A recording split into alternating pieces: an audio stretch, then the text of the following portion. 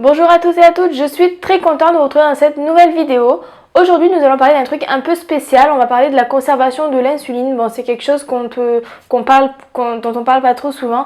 En fait, on en parle au moment où le pharmacien nous remet le flacon d'insuline et qui nous dit tous les mois, bon, bah, mettez-le au frigo rapidement, etc. Donc aujourd'hui, j'ai envie de m'intéresser un peu à cette notion parce qu'en fait, je me suis rendu compte que entre le laboratoire et la pharmacie, la température normalement était respectée parce que c'est ce qu'on appelle la chaîne du froid et que c'est obligatoire. Mais une fois que le pharmacien remet le flacon au patient, c'est quelque chose dont on n'a pas forcément la notion et dont je voulais parler aujourd'hui dans cette nouvelle vidéo.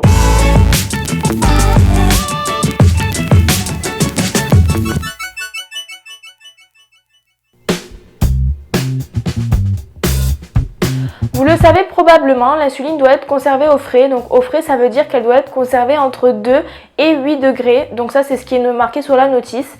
Et elle peut être conservée également à l'extérieur quand on ouvre un flacon par exemple. Maximum 4 semaines, donc un mois, à une température inférieure à 25 degrés. Si je vous parle de la conservation de l'insuline et de sa température, c'est parce qu'en fait, je me suis rendu compte que dans mon frigo, la température qui est censée être entre 2 et 8 degrés n'était pas forcément respectée. Et en fait, j'ai découvert ça grâce au capteur MedAngel One qui a été en fait créé par mon ami qui s'appelle Amine et qui est également diabétique. En fait, il a créé ce capteur parce qu'il s'est rendu compte de la même façon que une fois que le pharmacien remettait le capteur à la personne diabétique, il n'y avait pas forcément de contrôle de température. Et en fait, il m'a envoyé ce capteur afin que je vous le présente en vidéo. Donc en fait, ce capteur, il se présente comme ceci, qui se met dans le frigo ou alors dans l'endroit où on stocke son insuline, par exemple dans son sac à main avec ses stylos d'insuline ou avec ses flacons quand on les transporte. Et en fait, ce capteur, il permet grâce au Bluetooth d'envoyer à son téléphone, donc soit Android soit Apple, la température qui est à proximité, donc la température du capteur. Et en fait, il permet de contrôler vraiment la température de l'insuline quand elle est à un endroit précis. Donc moi, j'ai décidé de le mettre en fait dans mon frigo parce que je voulais savoir si dans mon frigo la température était plutôt aux normes ou pas. Donc je vais aller le mettre et on va regarder ensemble sur mon téléphone ce qu'il en est. Voilà, donc en fait j'ai attendu quelques minutes parce qu'en fait je voulais attendre que mon capteur se mette bien à température parce qu'il lui faut un petit moment quand même pour que la température se stabilise dans le frigo. Donc en fait on allume, je vous mettrai la capture du téléphone quelque part, on allume l'application qui est disponible sur Android et également sur iPhone. Donc sur iPhone elle y est depuis quelques temps, enfin depuis quelques semaines à peine, et sur Android depuis plus longtemps que ça. Une fois qu'on ouvre l'application, donc j'ai paramétré mon capteur dans le frigo parce qu'en fait c'est là l'endroit où est mon insuline actuellement et c'est là où je voulais absolument savoir la température. Quand je clique sur le réfrigérateur, j'ai donc la petite flèche qui est rouge aujourd'hui parce qu'en fait la température, le capteur me dit que ma température de mon frigo est à 9 degrés. Ça me dit que c'est un peu chaud par rapport à la température que normalement doit être l'insuline. Voilà, ça me dit que le mode d'utilisation est storing, donc ça veut dire dans un stock, c'est-à-dire mon frigo, que le signal du capteur est bon et qu'il reste plutôt pas mal de batterie.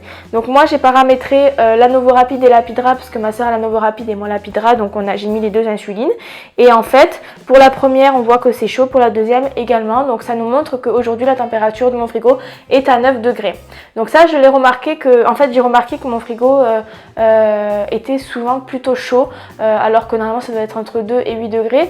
Donc Amine m'a expliqué qu'en fait le capteur il permettait vraiment de trouver un endroit dans son frigo qui était le plus adapté pour son insuline. Il m'a conseillé de mettre les flacons d'insuline dans des boîtes Tupperware et apparemment ça permet de garder la température la plus stable possible et la plus convenable possible pour l'insuline. Donc ça c'est à tester également. Voilà, donc je vous invite vraiment à vous procurer ce capteur qui est en vente sur Amazon. Je vous mettrai le prix quelque part parce que je ne l'ai pas en tête.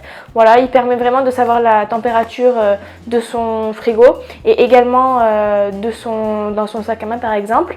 Et en fait, j'ai trouvé que c'était quand même intéressant parce que c'est vrai que la température, l'insuline, quand on la garde pas à une bonne température, elle perdait en efficacité et elle pouvait même être complètement inutile. Et ça m'a quand même inquiété parce que c'est vrai que des fois on a des fluctuations de glycémie qui sont un peu inexplicables et je me suis dit que ça se trouve ça pouvait être vraiment dû à carrément le stock d'insuline et je trouvais que c'était vraiment un facteur qui était quand même bête, je trouvais, parce que c'était quand même quelque chose qu'on pouvait contrôler. Voilà, donc je vous invite vraiment à aller vous renseigner sur ça.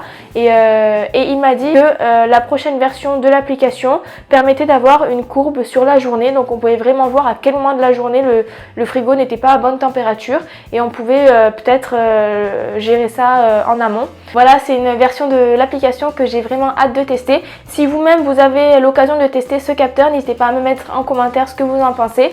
Je vous remercie d'avoir suivi cette vidéo et je vous dis à bientôt.